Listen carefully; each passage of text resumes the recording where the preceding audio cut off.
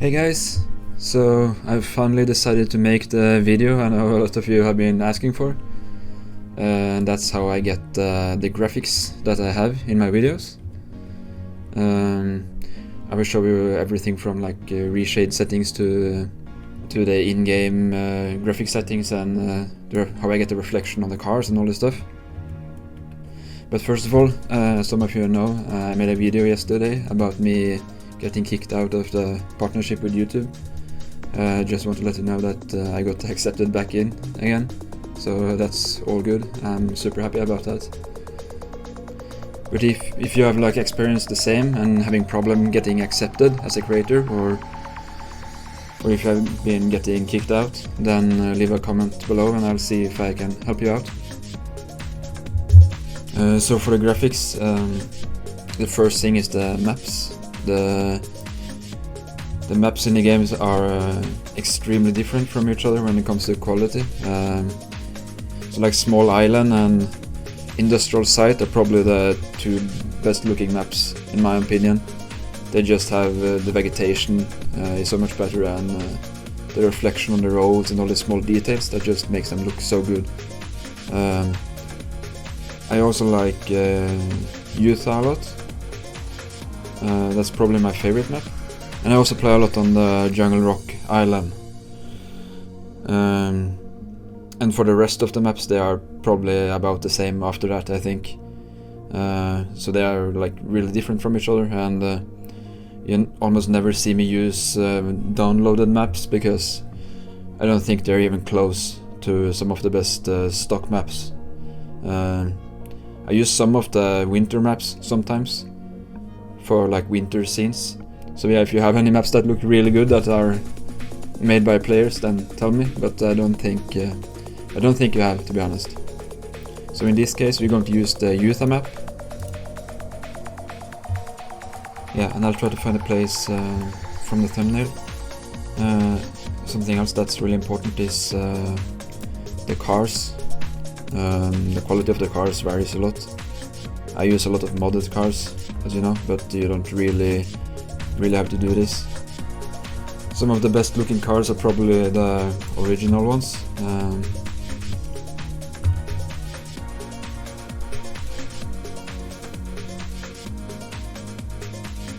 So in the thumbnail I think I used the Brock Bastion, I think. This one looks really good in my opinion. So after I spawned out the car, the first thing I do is to adjust the color of it, and that's not just the color but also how it reflects.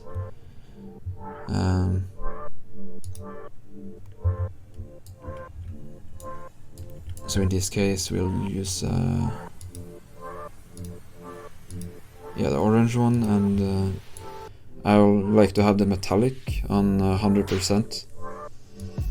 To get a good reflection, and then I take the roughness to around 40 or something like that. And the clear coat also, if you take it all the way down, you get more of a reflection in the car than if you have it higher. And we'll also adjust the brightness a little bit. So for the in-game graphics, I obviously have everything on Ultra. For anisotropic filtering, this one usually makes a lot of difference in other games, but in BeamNG I don't really see. I have a hard time seeing it making any difference at all. So I usually have it off just to save some performance. And then I have bloom and ambient occlusion and light ray zone. Depth of field I don't really use that much because if you see in the background here, YouTube don't really is able to catch this when the screen is moving and stuff like that, unless you if you make it in 4K resolution. And dynamic reflection is super important. That's probably one of the most important options in here. It's just it is the reflections on the car, and making the reflections dynamic. So you can see the actual bushes that are on this side in the window. And they won't be there if you take it off. Yeah, and the resolution is how good of a quality the reflection gives. And I have this always on the maximum. And the update rate is also really important. This is when the car moves, or if the vegetation moves, how fast does it respond in the reflection. So if you take it down on 1, it gets like really laggy. I have the detail on maximum. The distance is how far the reflection reflects. I usually keep this at like 600 because beyond that is unrecognizable. Yeah, and tire marks amount 6000 and grass density at 1 I have. And for display, yeah, the only thing here is probably the resolution. The resolution is super important. The difference between 4K and 1080p is like, it is extreme. And a super important tip is that even though if you have a bad screen, but your graphics card is able to handle 4K, you can still film in 4K and upload it to YouTube. So the way you do this with like a Nvidia graphics card is, if you go to the control panel and change resolution, you can pick the dynamic super resolution here and change it to whatever you want. You obviously don't get the resolution to see yourself, but what's important is what's happening inside the computer, not on your screen. So I didn't really notice, so that's why my first videos are in 1080p. So for the reshade settings, I know a lot of you came here for this, but I'm sorry, I don't really use reshade that much. One thing I use it for a lot is the adaptive sharpening. It just sharpens the image a lot. I'm not able to play without this anymore. So especially in high resolution, this one looks really good in my opinion. Not that good in 1080p, but something I used to use a lot before is the RTGI. It creates like this nice little shader, but it tends to get really dark on YouTube. So I got a lot of complaints about people not being able to see the scenes that good, so I stopped using it. Some other shaders you can check out is Clarity. I used this one also before, but not anymore. So maybe you like it. You also have all these Prod 80 color shaders. I used to use the Sign tool a lot before. It gives like this Breaking Bad looking Mexican color theme that can look really good on youth sometimes. So I think reshade was like a must to have before, but now that the game is just getting so much prettier for each patch that I think we're getting further away from using it.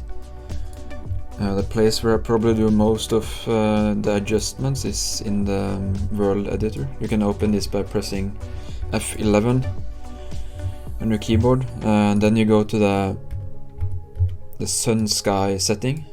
You just search for it in the scene tree.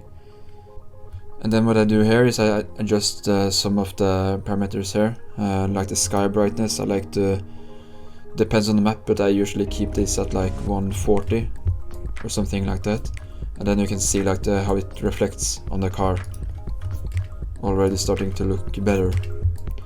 And also the brightness I usually have at like 12 or 13. And then you say it gets really bright, so you have to start adjusting down the elevation of the sun. So you can do this by adjusting this bar here to adjust where the sun is. But if you wanted to take it a step further, you can go into the orbit here, and then you can adjust like the horizontal and vertical placement as you wish, so you can get the sun exactly where you want it to be. So if you like want it to be in front of the car, we just have to try a little bit around.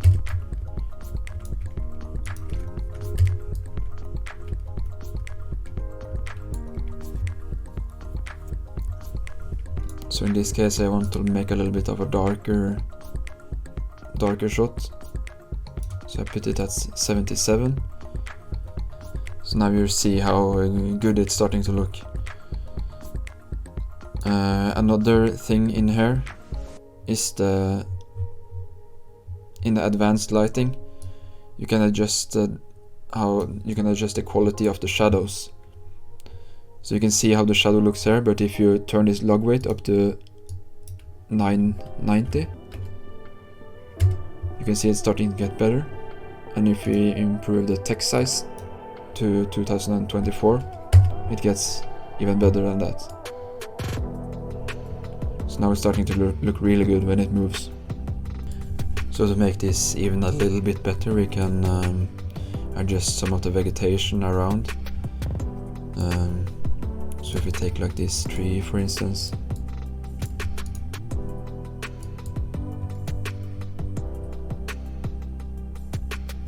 just to get the reflections to be even a little bit better.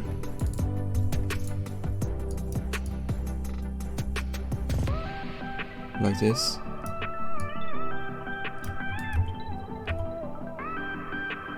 Yeah, and on many other maps the trees move a lot more, and then you see it like the trees moving on the car, which looks really, really good.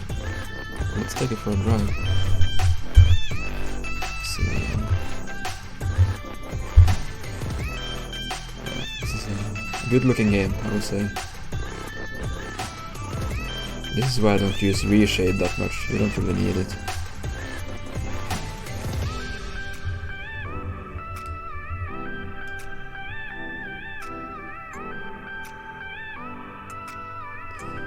So yeah, if you like know anything else that I've missed out on, you can tell me, that would be nice.